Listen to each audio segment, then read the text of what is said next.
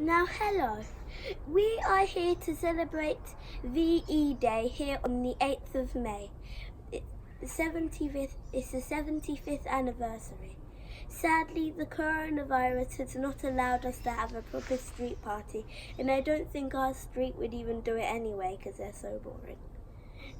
Anyway, to the real part. We've made some scones and my birthday cake, because it's my birthday in 4 days.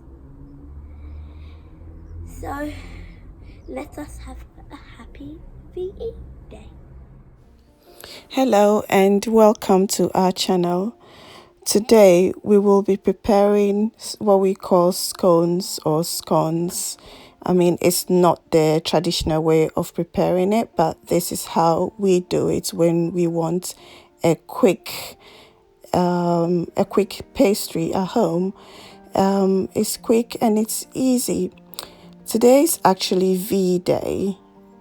And we want to have a picnic in our garden because at the moment we're not allowed to leave home. We are in isolation, so why not make the best of the day? And this was B's idea for us to have a picnic. I mean, we absolutely love picnic around here. So for our scones, we will be using an extra ingredient today, which is cherries. You can see be cutting them up at the moment. We don't normally add cherries, but we just, we do like to change things up around here. So today we'll be adding some cherries to it. I think it will give it a good and lovely taste as well. So we have cherry glazed. When I say cherries, I mean the glazed sweetened or candied cherries. So that's what you can see be cutting up here at the moment.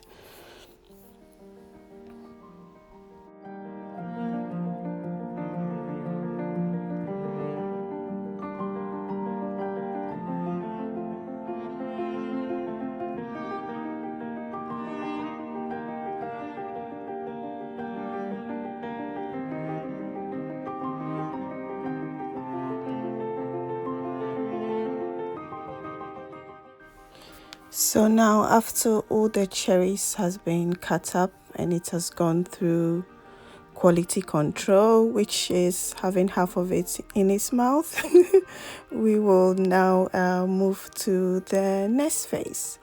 I will be I'll just put all the cherries together into a bowl.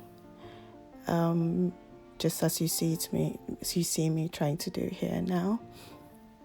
So after the cherries has been put into a bowl, we get a bigger bowl in which we put self-raising flour. Now I don't really measure, everything is going to be eyeballed just because I do it all the time. If you want a proper recipe, please comment down and I shall put one together for you. And then here I soaked the raisins or sultanas in a hot tea. After preparing the tea, I placed them in there, soaked it, and as you can see here, I've drained it out. That is after about 4 minutes or so, and 4 to 5 minutes. And this is me adding the sugar to the flour. So you add sugar and flour to taste. I also added a little bit of self-raising flour. Now you don't have to do this. I do this and it gives it a more fluffiness. This is stirring it up for us here. So we mix the flour, a pinch of salt. Yeah, that was a pinch of salt that just went in. Now we add some butter to it. Now, and we're just going to mix it all together again. Now you see later on the cinnamon, because I actually added cinnamon to it, and this is where the cinnamon should have come in before the butter. So in your dry ingredients to start with, you should have the self-raising flour.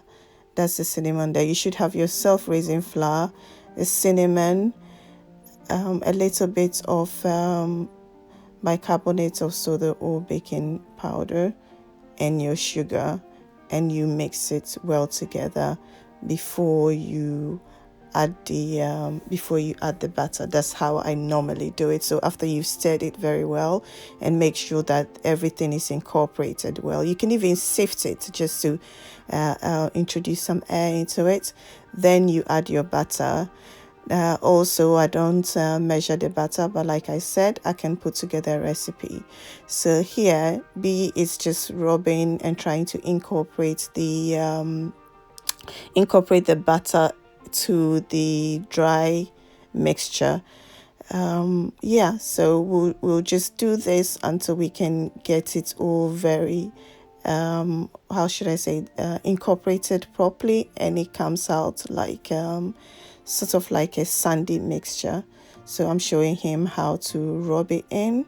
So that's how you want to do it. That will ensure that everything is mixed very well and the butter has incorporated into the flour mixture properly.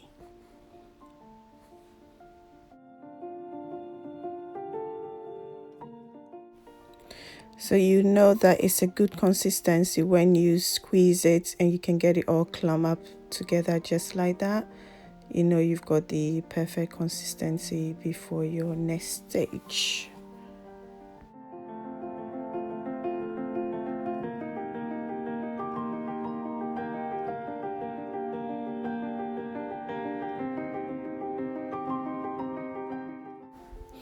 So we're still rubbing the butter into the flour here. As you can see, this texture is changing, and you can see now it looks a bit more grainy. It doesn't feel grainy, but I mean to the eye you can see that it's not like just plain flour anymore. You can see that there's something in it, and it's consistent throughout. Now I'm going to put that aside, and then to another bowl. I'm going to take some of the self-raising flour, and I'm going to add it to the candied give me a thumbs up for the number of in this recording. Anyway, I'm going to add some self-raising flour to the candied cherries and mix it up. This is just to make sure that the cherries don't stick to themselves. Otherwise you have a lot of big blobs of cherries all over, whereas we want to have some sort of even distribution.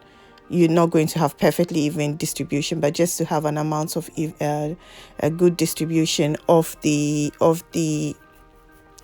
cherries in the mixture. If you don't add the flour to it, they're all just gonna, like I said, stick together and have a big blob of it. So now that I have added the flour to the candied cherries, we're going to add the sultanas or raisins to the rest of it, and we're going to add some more flour again to it.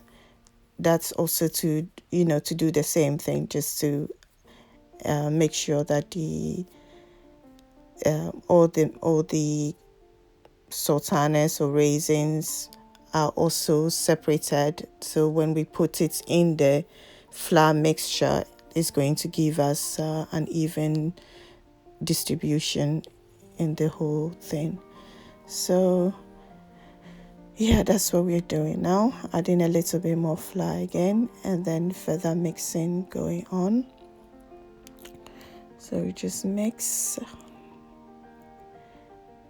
and I try to separate the ones that are trying to clump together in there as I mix it, just to make sure that they are all very well separated. Then I try to make sure that the mixture, I'm just checking to make sure there's no butter or sort of lumps of butter in there either, just to make sure that it's also all evenly mixed. Once I've done that and checked, then I'm happy with that. I will be adding the cherries and the cherries and the sultanas, that mixture, into the big bowl along with the rest of the mixture and mix it together. Here I was just trying to separate some of the clumped ones together. So now I'm incorporating that one. I'm mixing that to the flour mixture as well, and try to separate that over there. Yeah, and then just to get an even distribution. So yeah, that's what I'm doing now.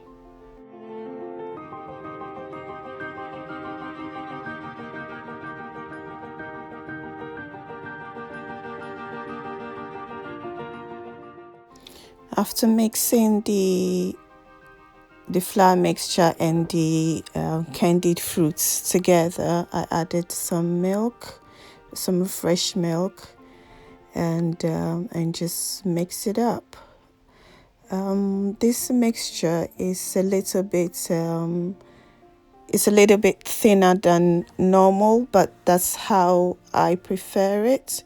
You could add less milk and have it a bit more firmer. I'm sure it will come out the same. I just like it with more milk in it. I don't know why. I've always done it like that. But I mean, like I said, this is not the traditional way of making scones. This is just our way, and it's quick, and it's quick for us. Yeah.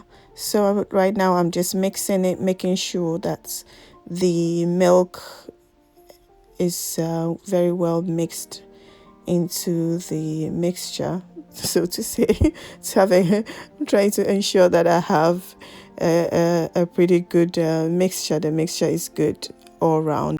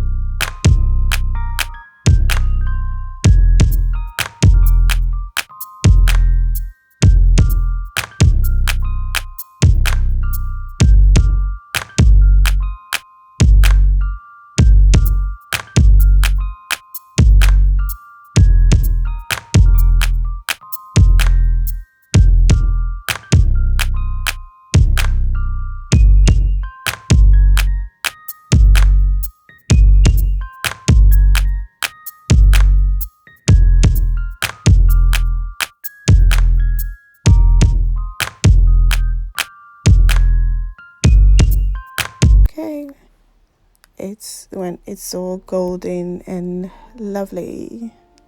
Should we just take one and break it? Let's see how it looks like. Oh, it was quite hot here.